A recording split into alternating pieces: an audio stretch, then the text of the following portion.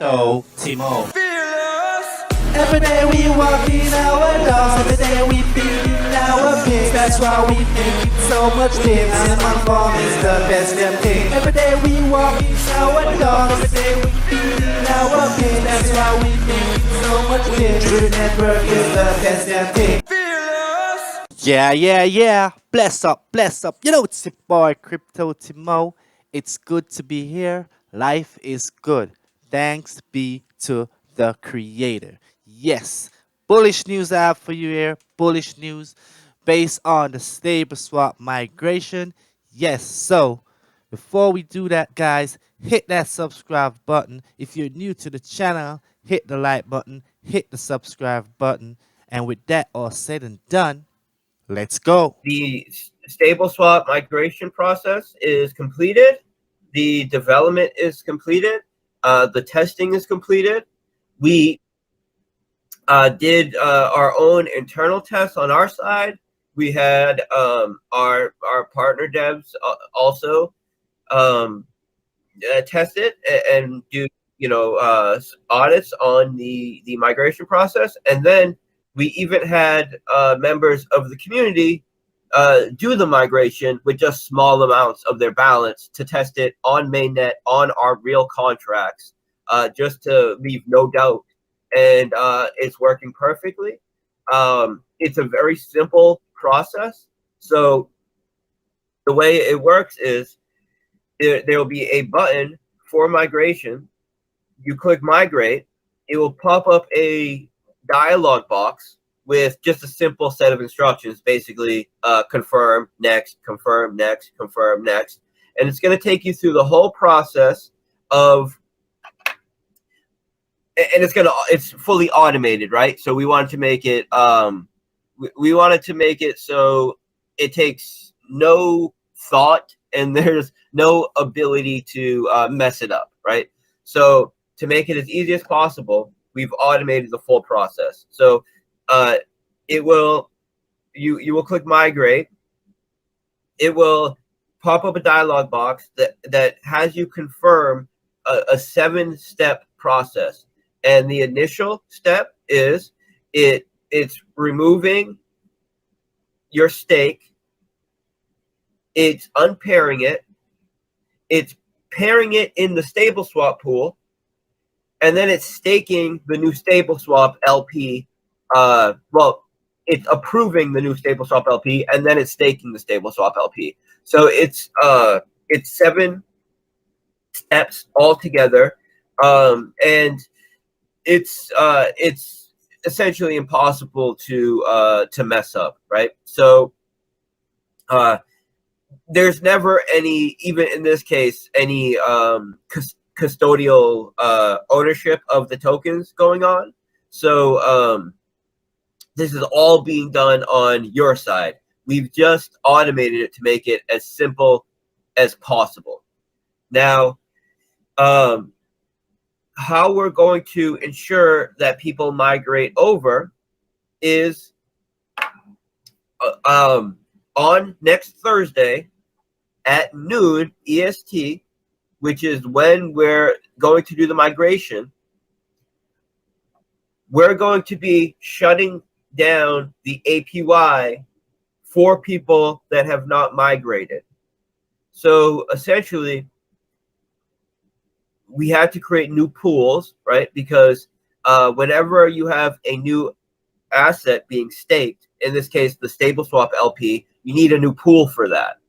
So the migration, as far as the dashboard goes, will not be, you're not going to have to work with multiple dashboards like you would normally have to if there were multiple pools, because we're making it very simple. But when you do the migration, technically on the back end, you are going into a different pool. So the way that we're incentivizing people to move over is that on Thursday at noon next week, we're going to be stopping the APY for people that have not migrated yet. So because it's technically a new pool,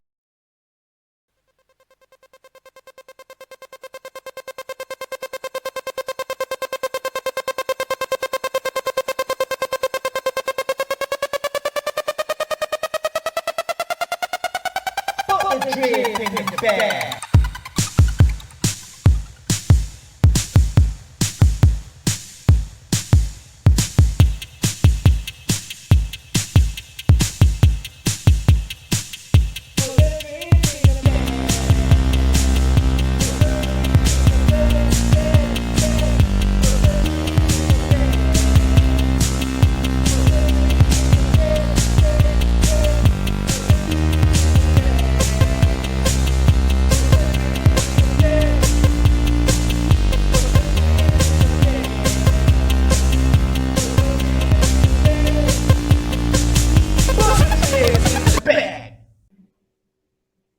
We're going to give people an hour grace period where they'll be able to migrate, where the APY will have been stopped for people that have not migrated, and the APY will not have been started yet for the people that have migrated. And there will be a grace period there. And the reason for doing this is because since it's technically a new pool, the people, as people migrate over, their APY is going to be dependent on how many other people are in that pool. So we don't want to create a scenario where the first person that migrates, so say someone's an insider, and they get they're very quick on being able to migrate. We don't want them to migrate over and be the only person in the pool for a couple blocks and get the full allocation of reward tokens for those blocks only going to one person, right? So to prevent any kind of insider shenanigans or anything like that, we're giving a 1 hour grace period where everybody that migrates over will be on the same page when the rewards go live. That way, there's no scenario where one or two people or a small handful of people are getting all of the APY for a couple blocks, right? So just like when we went live with Animal Farm, we gave a hour-long grace period for people to enter the pools before the emissions start. It's going to be the same thing. So next week on Thursday at noon, we're going to shut down the APY for people that haven't migrated. And 1 hour after that, we're going to start the APY for people that have migrated. And the reason why you want to be there for this is because although there's a 1 hour grace period where the majority of people should be able to migrate over, of course, not everybody will be able to migrate over because people, they may be busy, whatever the case, they may not be paying attention, whatever the case is that means that they're not migrating within that hour. The people that do migrate over within that hour will get a higher APY than they would have before the migration because there'll be less people in the pool. Now, this is also an opportunity for people that might not be in the stable pools to decide, okay, now I want to, I want to take advantage of this. Let me get in the stable pools because I can get in that first hour and get that increased APY. So not only is it a benefit to the whole project, because we'll be able to earn yield on the back end, increased yield relative to what we were earning before because of the improvements that they made to the stable swap pool. Also, the people that do it early and are there on time will get an increased APY for that period of time. And most importantly, new people who want to get into Animal Farm with stablecoins but have not been able to because you cannot create stablecoin pairing on the old pools anymore, PancakeSwap. So if someone wants to get into Animal Farm right now with stablecoins, they cannot do it, right? Their only option is to create a stable swap pair, which is not yet being supported by our platform, but will be starting next Thursday. And we have a benefit here as a early adopter of the stable swap pairing, because a lot of the other platforms out there have not yet integrated the new stable swap pairing. So that's great for us because there'll be some people that were in other projects, for example, that have the old stable swap LPs, and not maximally benefiting from it. And they will be attracted to our platform because now we're one of the few projects that is supporting the new stable swap LPs, and we can allow them to optimize their yields and optimize their earning potential on those new stable swap LPs. So it's good all the way around. And this is going live next Thursday at noon. On Monday, we'll be releasing a Medium article with a full breakdown of all of the technical details, an easy tutorial type of breakdown in the Medium article. So people, that will be an educational resource. And we're going to be spending the next week just making sure the community is educated and up to date and on board with how this is going to go. Another reason why this is a major positive is because the people that are currently in stablecoin pairings on Animal Farm will be essentially whitelisted from the deposit fee on the new pairs. So because this is a migration where we are essentially evolving with the space, we're not charging people that were in the old stablecoin pools for to do a deposit in the new ones, right? This is of course this takes extra work, right? This is one of the reasons why we couldn't just do it overnight. It takes extra work. We need to pull all of that data. We need to import all of that data into the new mastership contracts and pools. We need to it's significant work to do this right, and we are dedicated to doing everything in the most optimal way. So this is why we took a couple weeks to do it, but because we did it the right way, your people that are currently in the stable swap pairing will not need to pay additional fees, right? There will be the withdrawal fee because we have no way to whitelist that, right? Because once you've deposited into the contract, to exit into the contract, you have to pay the withdrawal fee. That's hard coded into the contract, but that gets offset by not having to pay the deposit fee, and it's a major benefit because what this is going to do is create a major injection for the pig pen, because those withdrawal fees, of course, the vast majority, like 90% of it, goes towards.